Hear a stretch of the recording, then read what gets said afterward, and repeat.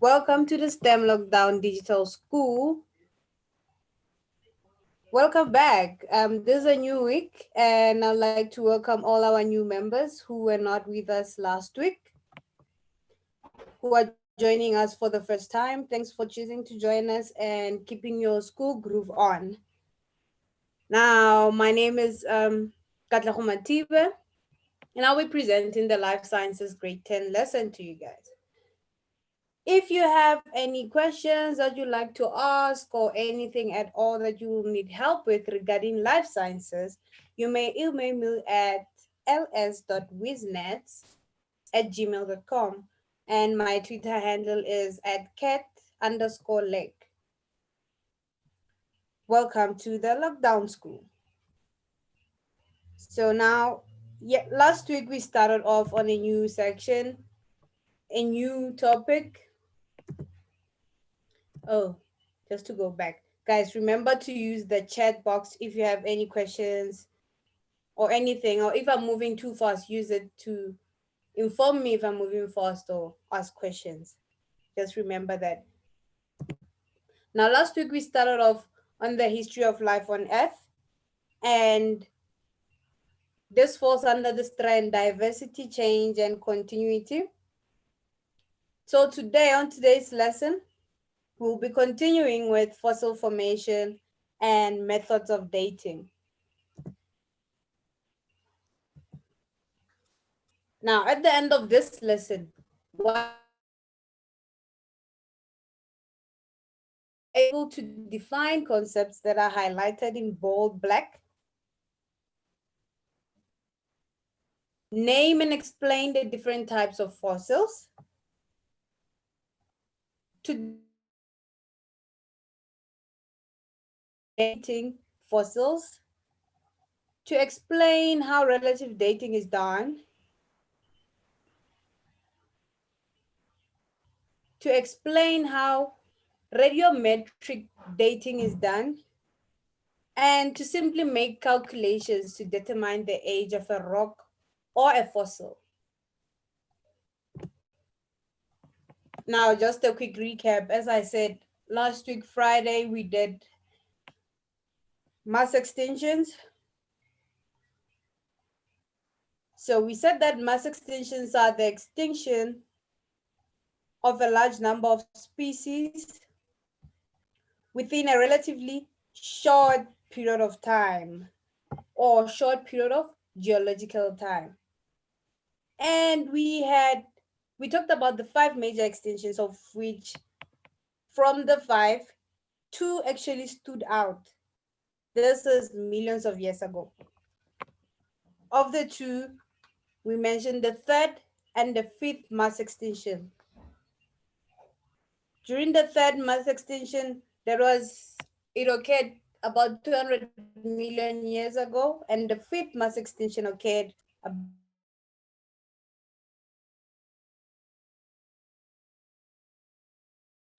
6. Teacher, just check your sound, please.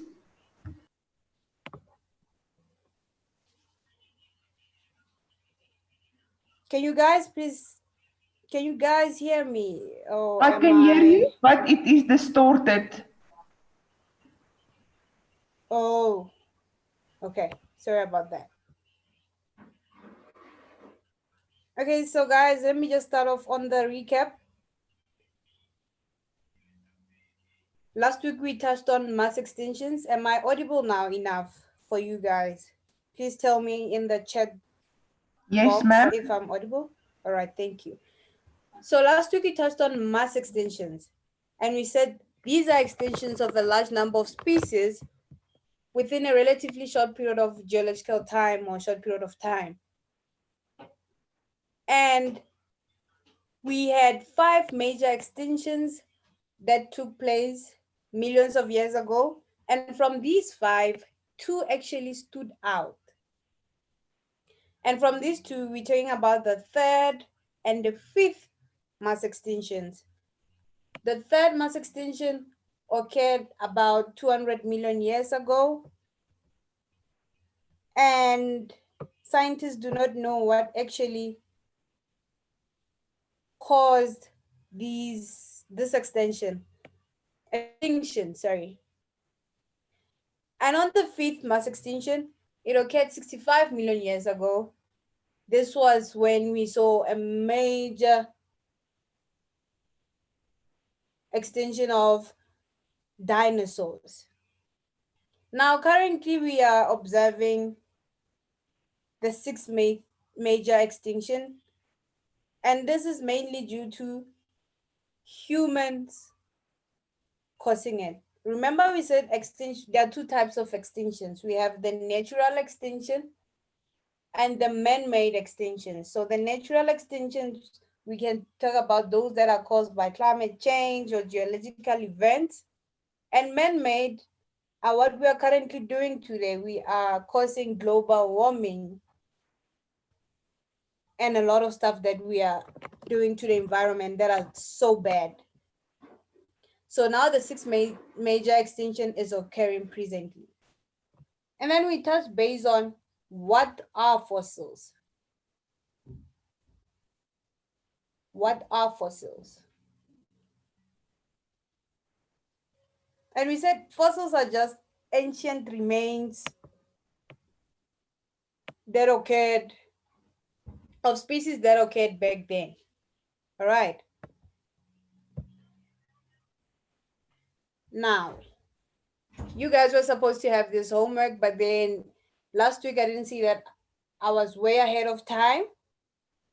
So kindly answer these questions for me. I'm giving you like 2 minutes, or one can answer question 1, the other one can answer question 2, and the other one can answer question 3.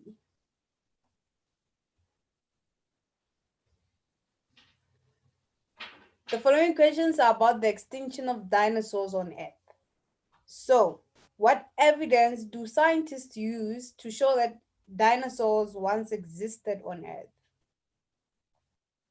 What evidence do scientists use to show that dinosaurs once existed on Earth? That's our first question. Our second question says that how long ago did the dinosaurs become extinct? How long ago did the dinosaurs become extinct? And number 3, describe a hypothesis that has been proposed for the extinction of many species, including the dinosaurs, during the extinction event at the end of the Mesozoic era. Now remember, we had 3 main eras when we were looking at our geological time scale. We had 3 main eras. So what evidence do scientists use to show that dinosaurs once existed on Earth? How long ago did dinosaurs become extinct? And lastly, describe a hypothesis that has been proposed for the extinction of many species, including the dinosaurs during the extinction event at the end of the Mesozoic. I mentioned that we had 3 main eras that occurred, and when we were touching base on the geological time scale last week. So if you do not know that, a video will be uploaded on YouTube, then you can go through that. But I believe you guys also touched on that last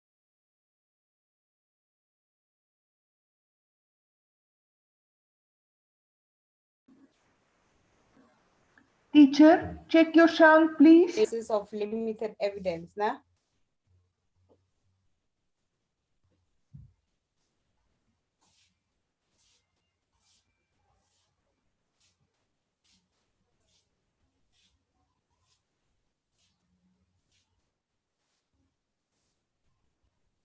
So we have the answer that says, is it fossils?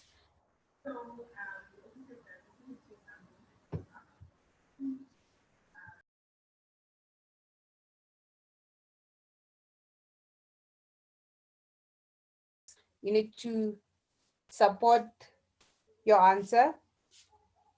And now Jenna says 65 million years ago for number 2. That's correct. that is when dinosaurs became extinct, but they were more present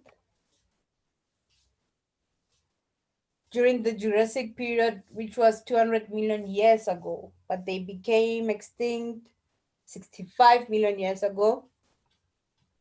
And then number 3, a hypothesis. Remember, from the 5 major extinctions, 2 actually stood out and scientists had many theories about them, not knowing what led to the cause. So they had 3 hypotheses. You have time to think of your answers. So the first answer is that fossils that were found or that were formed when the dinosaurs died. So scientists used fossils that were formed when the dinosaurs died. So you are correct. Is it fossils? Yes, it is fossils. And animals that are closely related to dinosaurs. These are your crocodiles, your birds, and your sharks. And then for number 2, dinosaurs became extinct 65 million years ago. And number 3, the hypothesis is that the Earth was struck by an asteroid from outer space at the Yucatan Peninsula of Mexico. So this caused massive fires, earthquakes, and tsunamis, as well as dust clouds that blocked the sun. So as it blocked the sun, photosynthesis, animals survived because they couldn't adapt to these climate changes. And these diversified to fill the vacant niches and multiplied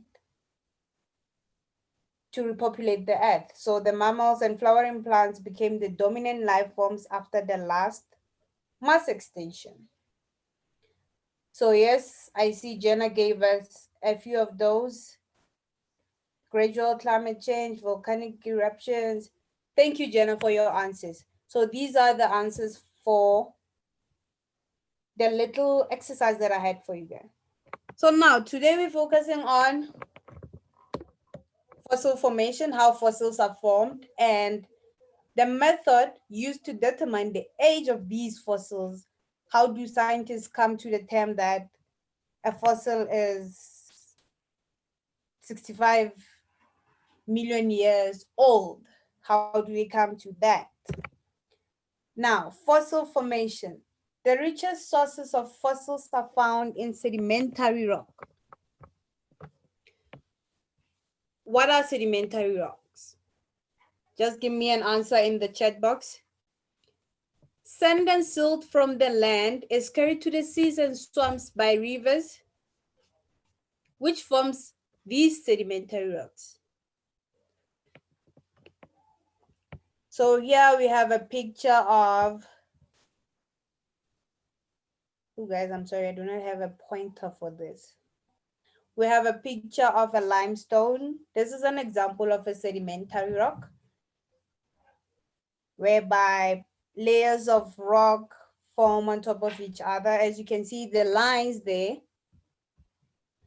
the lines are showing to show that these layers are building up on top of each other, but it occurs after a certain time.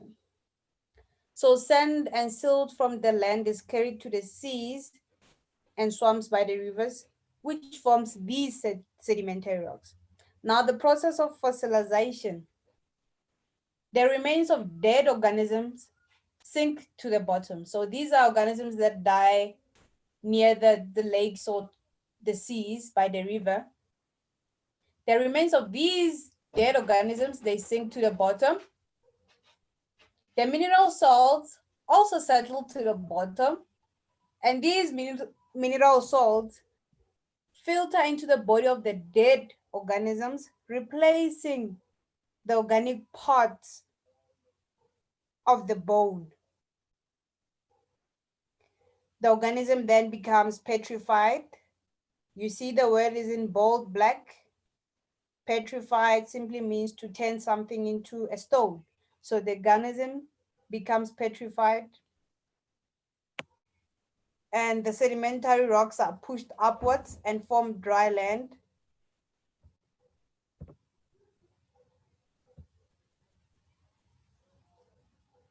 And then erosion wears them away, exposing the fossil. So this is the process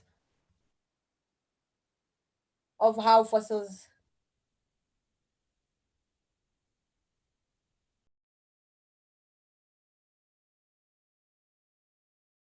or by the river. And then mineral salts also settle to the bottom. These salts filter into the body of the dead organism.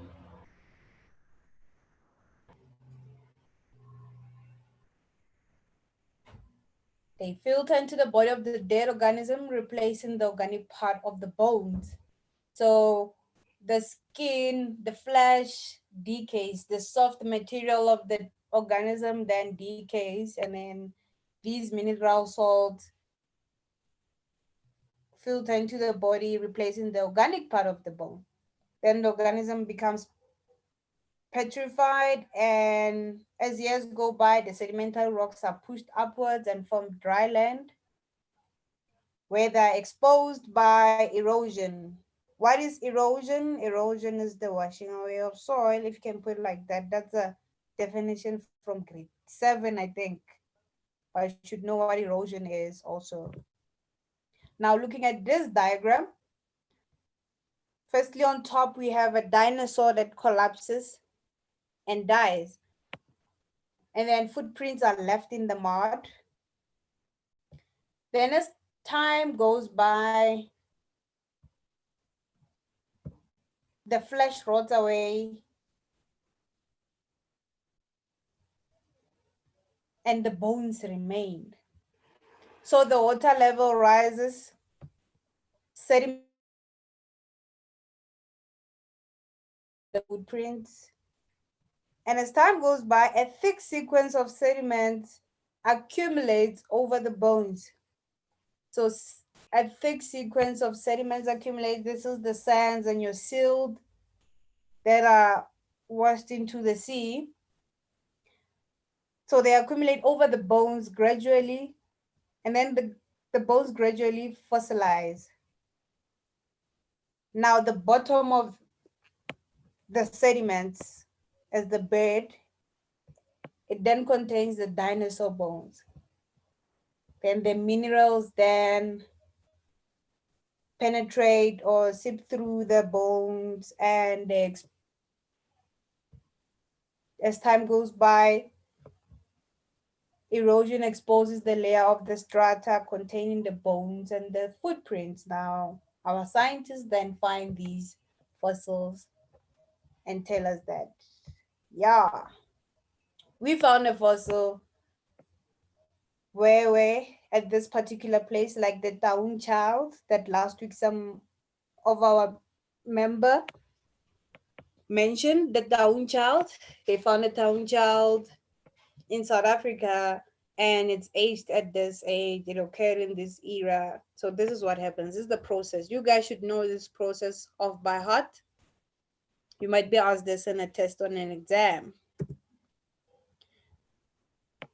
Now, sometimes fossils that are made or that are found are not bones, what we normally would say we found bones, but we find imprints.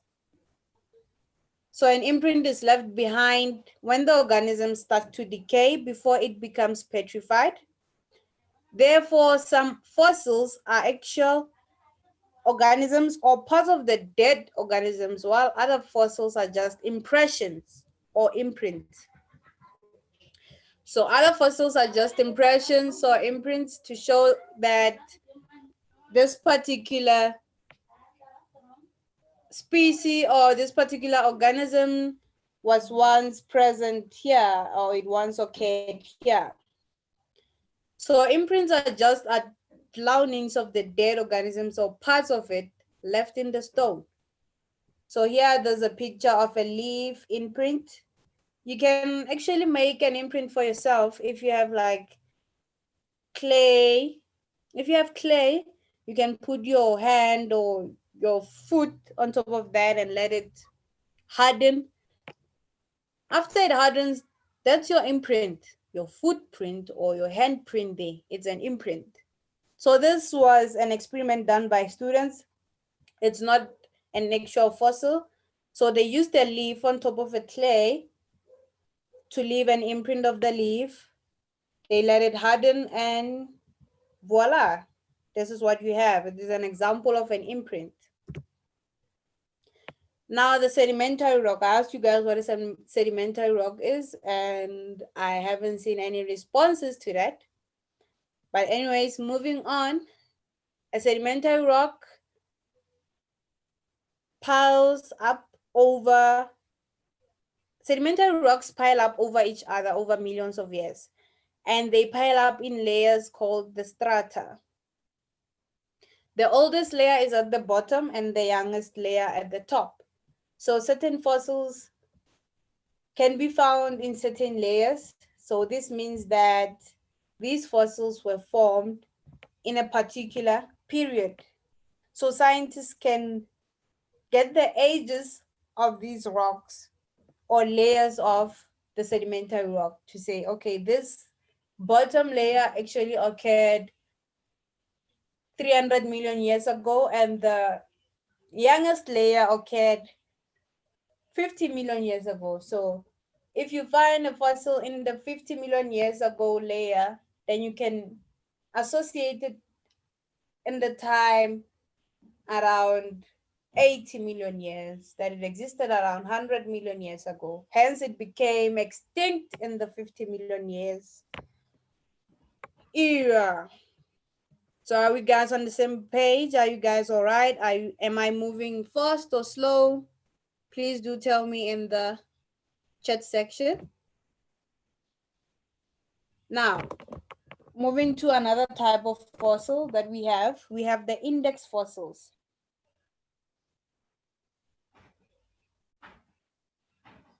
So the index fossils, these are fossils that are useful for dating and correlating the strata in which they are found. These are called the index fossils.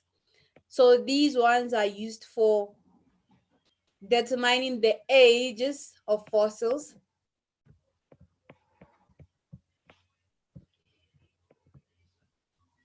Okay, so I see that everyone is good. Thanks for your responses. So these are fossils that give us the age of the organism. So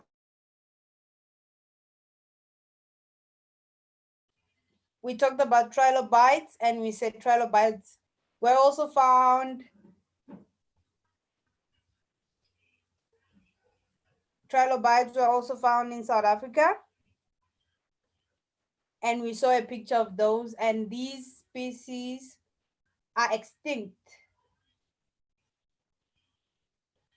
Now, the index fossils have a wide geographic distribution.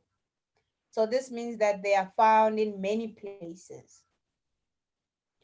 A wide geographic distribution, meaning that they are found in many places. Now, looking at the types of fossils that we have the mold fossil. So how is this fossil formed? We also have a picture, nah? So this fossil is formed by creating an impression. So a fossilized impression made in the substrate of a negative image of this organism. I'm sorry, Jenna. I'll go a bit slowly. But remember, time is not our side. We haven't started off with our term 2 stuff. So I would like us to finish these quite fast. So mold fossils. These are a fossilized impression made in the substrate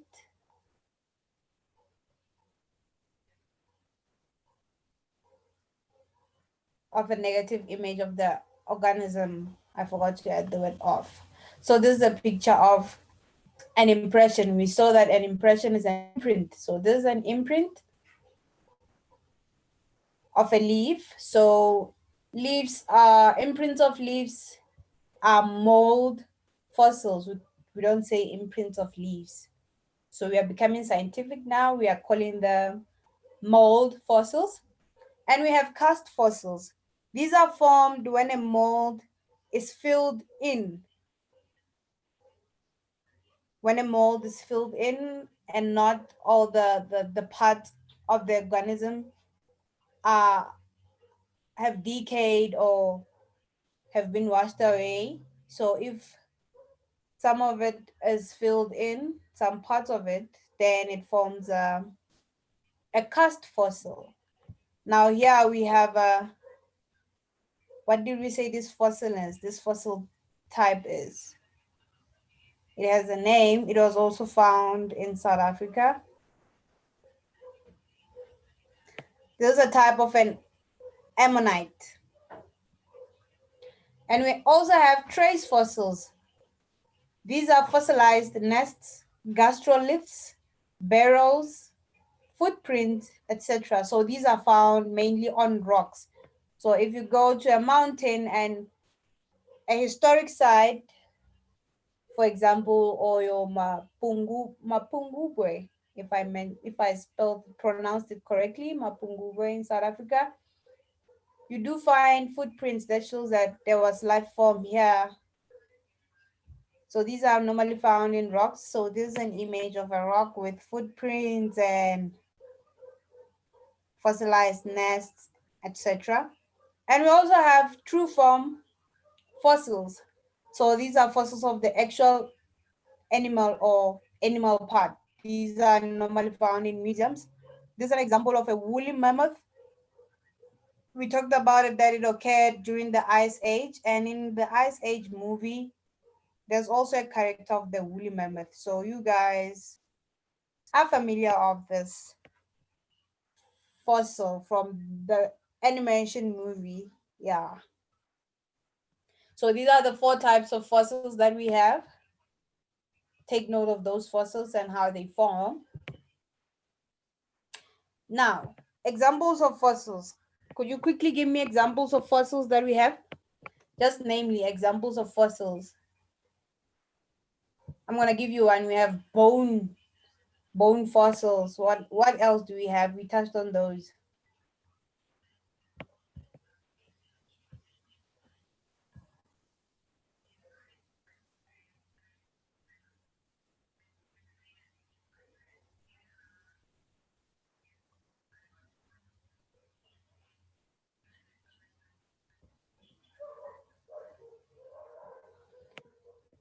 So some of these are, we have bones of vertebrates, we have shells or exoskeletons of invertebrates.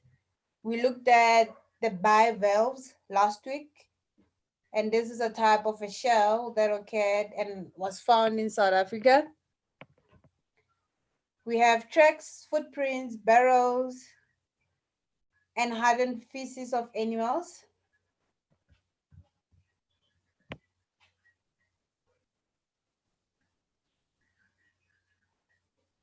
Miss P is asking if there's a plant fossil.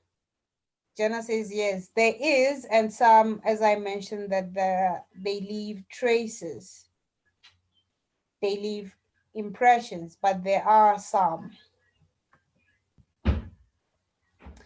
And we have petrified tree trunks. As you can see, this is an example of a plant fossil, petrified. So this tree trunk was turned into a stone. And lastly, imprints of leaves and small animals. So guys, we said that fossils are not only found in rocks, they can also be found in ice or tar or dried sap of trees. Now, these examples of such are a woolly mammoth was found in frozen ice, as we mentioned that it occurred in the ice ages.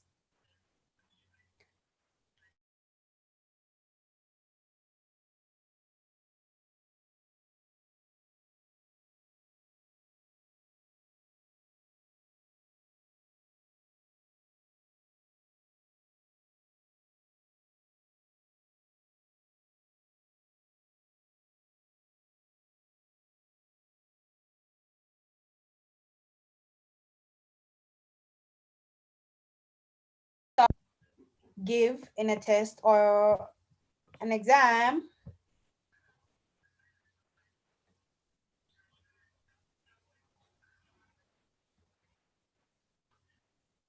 Yes, I am still here. It's most probably the connection. I'm sorry about that, guys. Now, determining the age of fossils. Guys, we have 15 minutes left. So let's be quick. So there are two methods used to determine the ages of fossils. Now, these are the relative dating and radiometric dating. So under relative dating, fossils, like dating the fossils using this method, we cannot actually tell the exact age of the fossil. So in relative dating, the age of the fossil is worked by comparing it to another fossil or geological event. And in relative dating, it tells us whether a fossil is formed before or after another fossil or geological event. So we are just comparing. So if it occurred 65 million years ago, we are just guessing that, okay, maybe it might have formed before or after. It's not precise, it's not exact. It's just guesswork.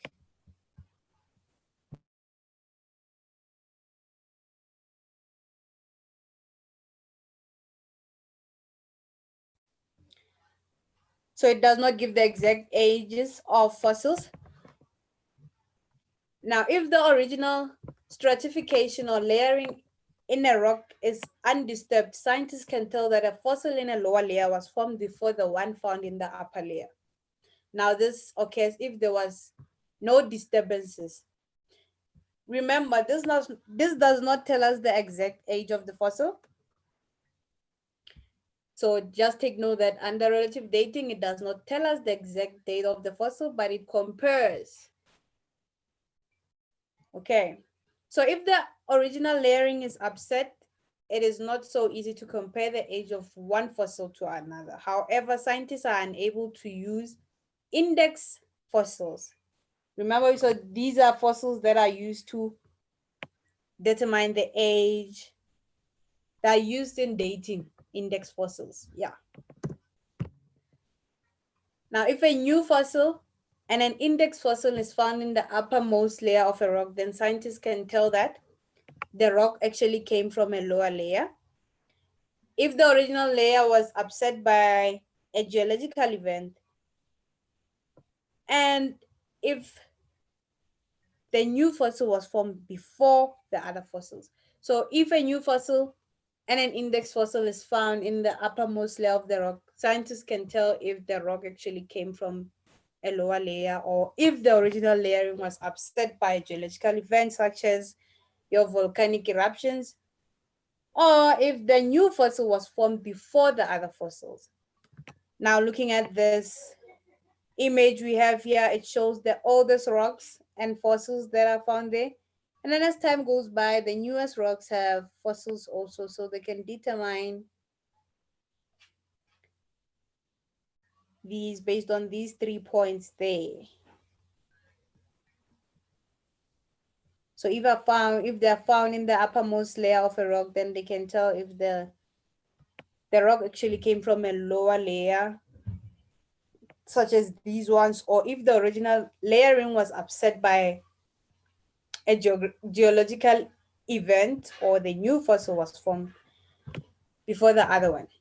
Now looking at radiometric dating. So this one tries to find out how long ago a particular fossil was formed.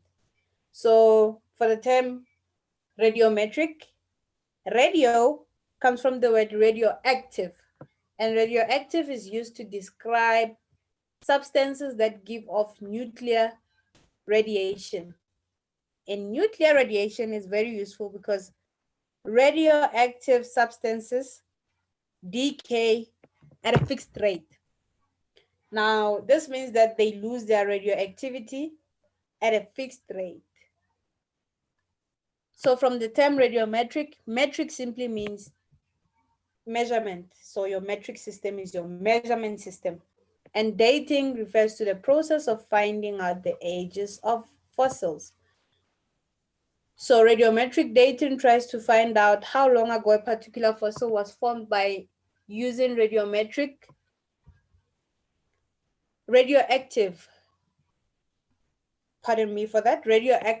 substances. Now, scientists measure the half-life of these radioactive substances or elements to calculate the ages of fossils. Now, what is a half-life? A half-life is the time it takes for atoms in a sample to decay, changing from the parent element to a daughter element. A half-life of radioactive elements is the time it takes for atoms in a sample to decay, changing from the parent element to a daughter element. And the best known element used in radioactive dating is carbon. So as we know, living organisms contain carbon-12 and carbon-14. These are isotopes of carbon.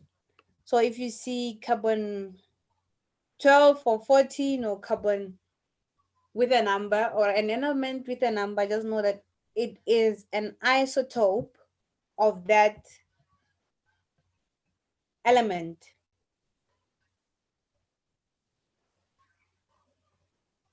I'm sorry if you are struggling to hear me, it is because of my network coverage or your network that side, I don't know. Can others hear me properly? So if a fossil is found to have half the original amount of carbon-14, okay. Others can hear me fine, thank you guys. So if a fossil is found to have half the original amount of carbon-14, then the fossil can be said to be or aged 5,730 years old because carbon-14 is a radioactive element and has a half-life of 5,730 years, which is relatively short. So other isotopes of elements such as uranium and potassium with much longer half-lives are used to date older fossils and rocks because we cannot date older fossils and rocks using carbon-14. So carbon-14 is for relatively short or younger fossils. Okay. Now for your homework, study the table below that shows the decay of carbon-14. Remember the half-life of carbon-14 from the previous slide? So the decay of carbon-14 over time, and then answer the questions that follow. These are the questions that you have. So from the diagram, so you have years from present. You have 0 years, 5,730, which is the carbon-14 half-life. 11,460. Now I want you guys from that column, years from present, look at what is common there. This is a mathematical question. What is the trend from these years that you're given? Now below we have number of half-lives elapsed. So we have 1, 2 years, 3 years, 4 years, 5 years, 6 years, and 7 years. And below we have the percentage of original carbon-14 remaining. So 0 years we have 100. And then after 5,730 years, we have 50% of original carbon-14 remaining, which is half. And then we also have half of that. So look at the trend of that and answer the questions that follow below. I need to have your answers in tomorrow. I'll be asking you first thing tomorrow, answers for this homework. Now the takeaway message from this lesson is that fossils form in different ways, but most form when the dead bodies are buried and leave a trace after being petrified. And you should know the definition of petrified.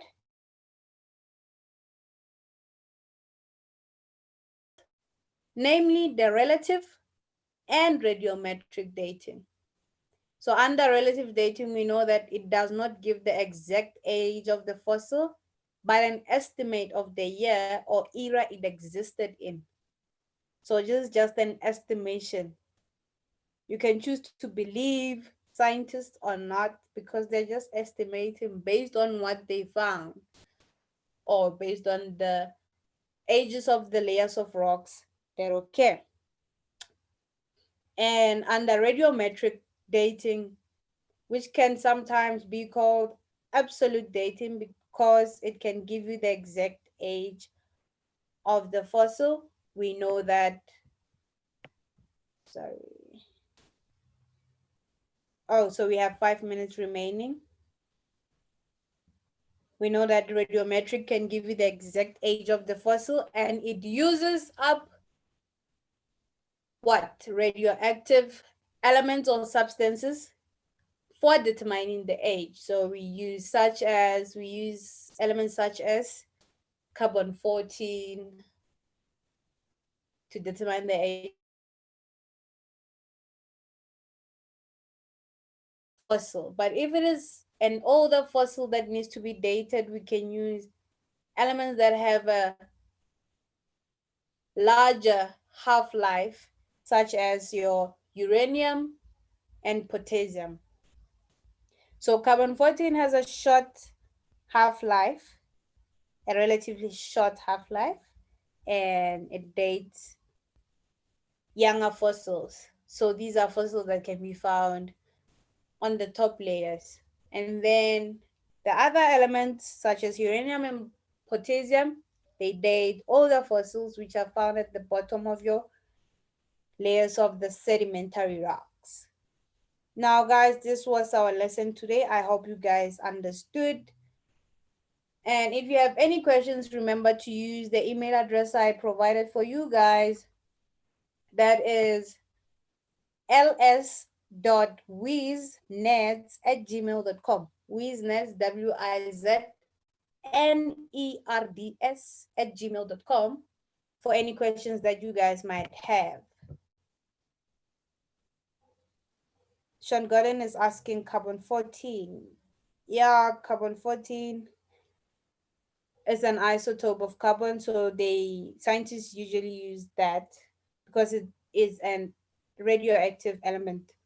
So Jen is asking, are the slides going to be available to you guys? Yeah, on YouTube, the slides will be there. So you guys can find this whole presentation on YouTube. Thank you, Nelly. I hope you'll join us tomorrow. Goodbye, Nelly. So the slides will be there, the presentation will be there. And these are the helpful links that I used for my lesson today. You guys can go through these and read up on that. Now, tomorrow we're going to look at events that took place in South Africa and also look at how fossils benefit the country. So this is fossil tourism and a few activities on this chapter. Now, do not forget to follow us on all social media platforms. That is YouTube, Facebook, Instagram, Twitter, and it's at Africa 10 Gigs.